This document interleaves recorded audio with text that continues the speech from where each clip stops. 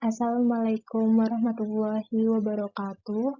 Perkenalkan, kami dari kelompok 8 akan mempresentasikan hasil dari kerja kelompok kami dengan saya sendiri, Alma Rizky Putri, dan teman saya, Esther Dwi Sabtu. Materi yang kami bawakan yaitu mengenai Production and Growth. Kami memilih jurnal dengan judul Potensi peningkatan produksi sayuran saat pandemi COVID-19 di Desa Sumberjo, Kota Batu, Indonesia. Dengan penulis Agnes Kuartina Pujiastuti 1, Program Magister Ekonomi Pertanian, Sekolah Pascasarjana Universitas Tribhuwana Tunggadewi, Indonesia. Petani di Desa Sumberjo membudidayakan sayur mayur secara serentak selama musim tertentu di lahannya. Tujuan dari penelitian ini ialah menganalisis potensi peningkatan produksi sayuran selama pandemi COVID-19.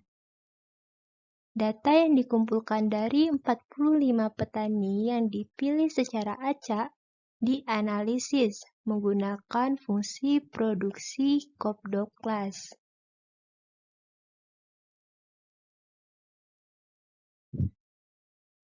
Penelitian ini dilakukan di sentra sayuran Kota Batu, yaitu Desa Sumberjo pada tahun 2020. Populasi dalam penelitian ini adalah petani sayuran yang menanam seledri, sawi, dan cabai merah selama satu musim tanam dan jumlahnya 350 orang. Penentuan sampel dilakukan dengan cara simple random sampling, mengingat luas lahan yang diusahakan oleh petani homogen. Jumlah sampel ditentukan dengan rumus Lovin.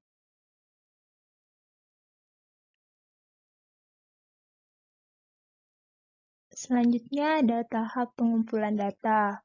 Yang pertama ada pengumpulan data primer. Pengumpulan data primer ini dilakukan melalui wawancara dengan petani yang dipilih sebagai responden, dengan kuesioner sebagai instrumen penelitian.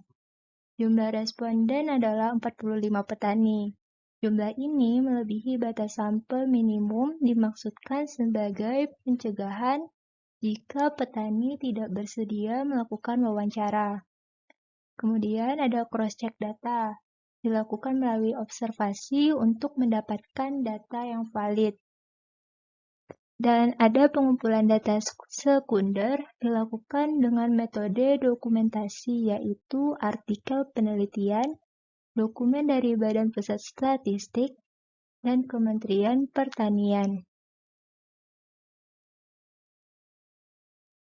Data yang sudah terkumpul diedit di lapangan terlebih dahulu, agar informasi yang didapat sesuai dan lengkap. Setelah semua kuesioner diisi dengan lengkap dan data dinyatakan valid, maka data ditabulasi dan disusun untuk dianalisis. Untuk mencapai tujuan penelitian, digunakan analisis regresi berganda dengan pendekatan fungsi produksi Kopdoklas. Fungsi produksi Kopdoklas ini digunakan dalam penelitian karena koefisien regresi dapat menunjukkan potensi ekspansi usaha sayuran. Setelah dilakukan uji asumsi klasik, dilakukan identifikasi goodness of fit model berdasarkan koefisien determinasi R2. Jika parameter ini mendekati 1, fungsi produksi Kopdoklas dapat digunakan sebagai model analisis. Selanjutnya, dilakukan uji F dan uji T untuk memperoleh informasi tentang faktor-faktor produksi apa saja yang mempengaruhi produksi sayuran. Potensi pengembangan sayuran seperti seledri, sawi, dan cabai merah didasarkan pada pertama, faktor produksi yang berpengaruh secara signifikan. 2. Banyaknya koefisien regresi fungsi produksi yang menunjukkan posisi perluasan usaha tani sayur mayur. Constant return to scale atau meningkat kembali ke skala atau menurun kembali ke skala. Hasil dan diskusi. Fungsi produksi di Desa Sumberjo. Peneliti menggunakan fungsi produksi COP12 yang menghubungkan antara alat produksi dan produksi sayuran, di mana alat produksi atau faktor produksi merupakan variabel bebas atau variabel independen dan produksi sayuran merupakan variabel dependen. Faktor produksi antara lain luas lahan, benih, pupuk kandang, pupuk TSP, pupuk NPK, pupuk urea, tenaga kerja, dan pestisida. Karakteristik petani. Dalam penelitian ini, peneliti memperoleh beberapa karakteristik petani di Desa Sumberjo.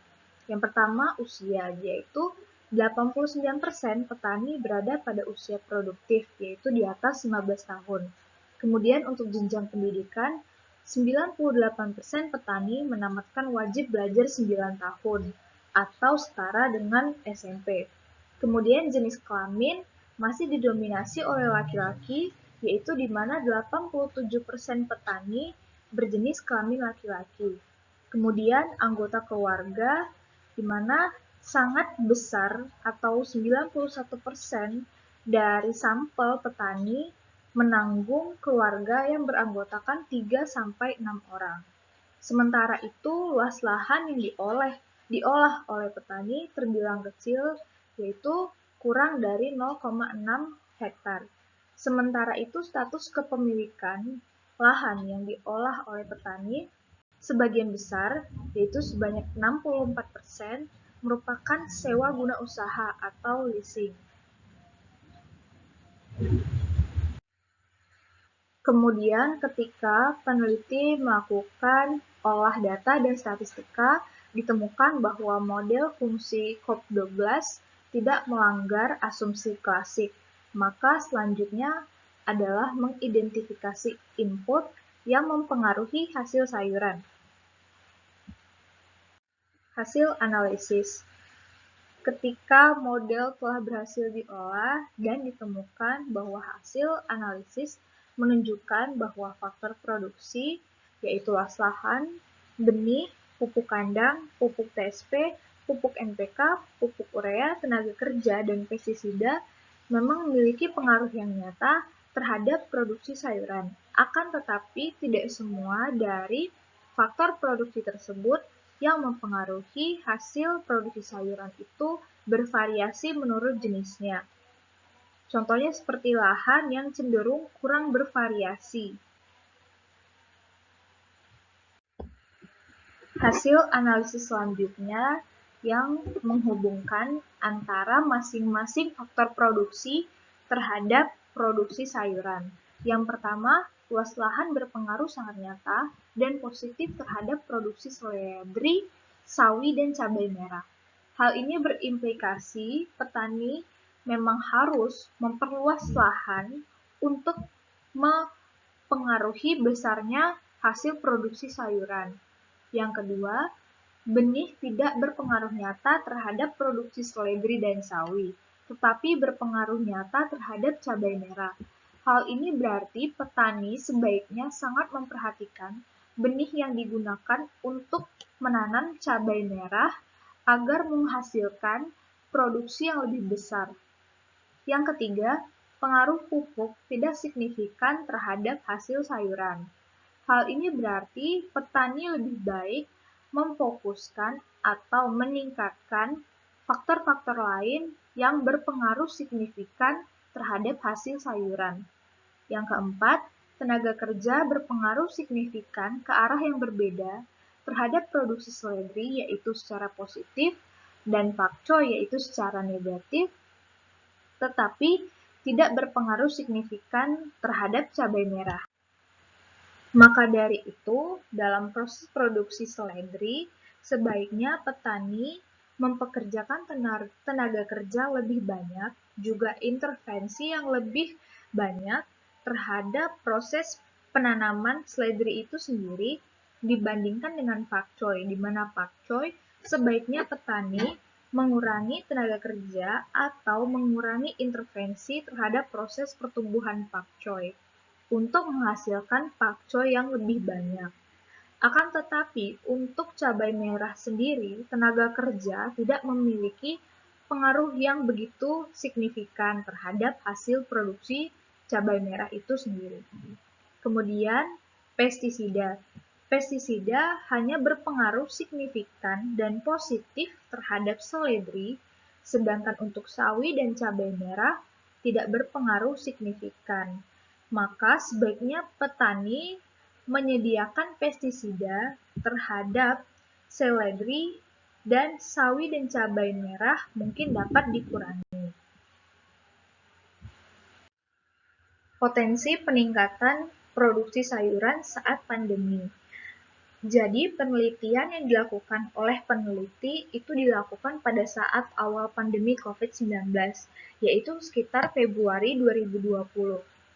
Saat itu belum ada kebijakan yang diambil untuk menangani pandemi tersebut seperti PSBB, sehingga usaha tani tetap berjalan seperti biasa.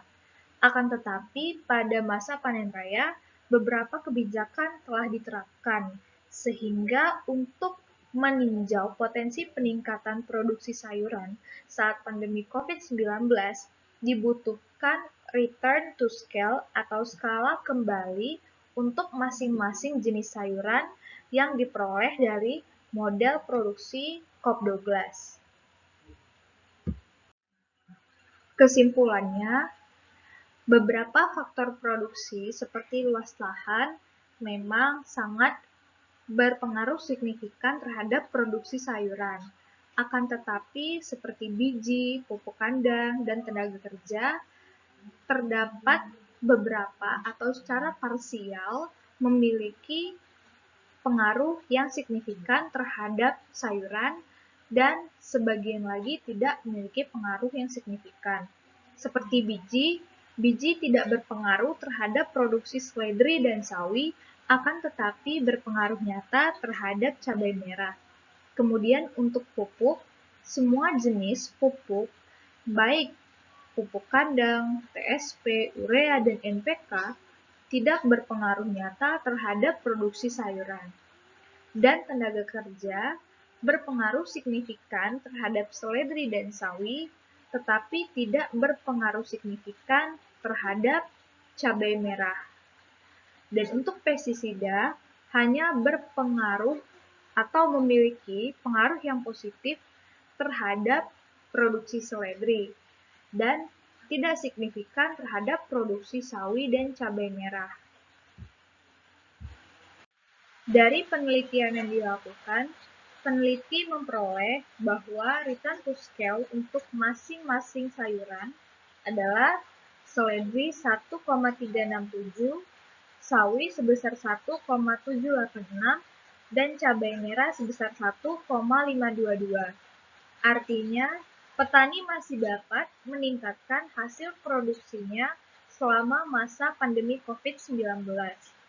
Yang menjadi permasalahan atau fokus adalah bahwa pemerintah perlu turun tangan dalam intervensi penyaluran barang dari petani ke konsumen dengan memperhatikan proses distribusi dan stabilitas harga dikarenakan adanya PSBB dan jaga jarak dari masyarakat.